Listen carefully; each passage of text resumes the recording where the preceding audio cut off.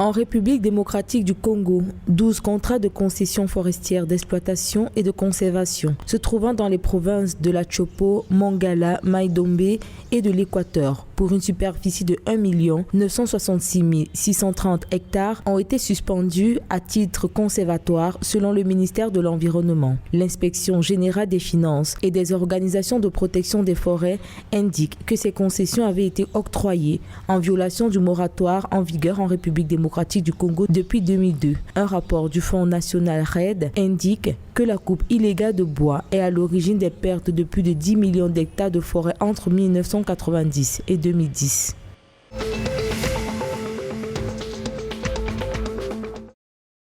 Au Gabon, le secteur du mobile money affiche un chiffre d'affaires de 8,9 milliards de francs CFA au quatrième trimestre 2021 contre 7,9 milliards de francs CFA à la même période en 2020, soit une hausse de 12%. Selon les données du ministère de l'économie, cette embellie est le résultat d'un nombre de plus en plus grandissant de comptes actifs dans le secteur du mobile money. En effet, le nombre de porte-monnaies électroniques est passé de 2 450 252 comptes à fin décembre 2020 pour s'établir à 2 373 813 comptes en décembre 2021, soit une baisse de 3,12%. Cependant, pendant la même période, le nombre de comptes actifs a quant à lui augmenté de 9,95%, passant ainsi de 926 886 comptes à 1 019 189 comptes. L'on note également une augmentation de 16%, due au fait que beaucoup d'opérateurs économiques ont commencé à accepter les paiements par mode mobile money. «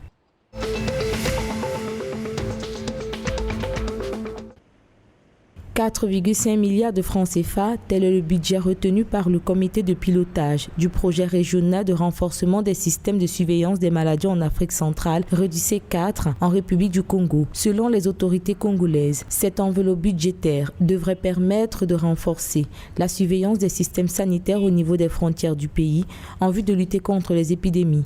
Fruit de la coopération entre le Congo et la Banque mondiale, REDUC 4 vise le renforcement des capacités nationales et régionales intersectorielles de surveillance collaborative des maladies et de préparation aux épidémies.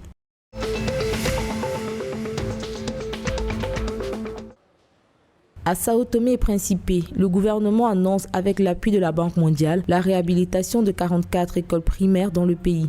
Selon la ministre de l'Éducation et de l'Enseignement supérieur, Julieta Rodrigues, cette réhabilitation est budgétisée à 17 millions de dollars et durera 5 ans.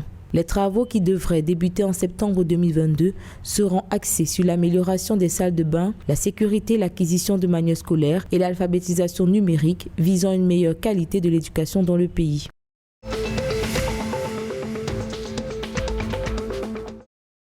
Le ministre camerounais de la Santé publique, Malachi Manaouda, a invité jeudi 28 avril 2022 les populations à reprendre l'observance des mesures barrières édictées par l'Organisation mondiale de la santé et le gouvernement. Du fait d'une nouvelle flambée des cas de Covid-19 dans plusieurs pays d'Afrique, d'Asie et d'Europe, ces mesures ont trait au port du masque de protection, à la désinfection régulière des mains, au respect de la distanciation physique et à l'interdiction de regroupement de plus de 50 personnes, surtout dans les lieux clos. De même, il invite également les populations à continuer à se faire vacciner dans les différents centres disséminés à travers le pays.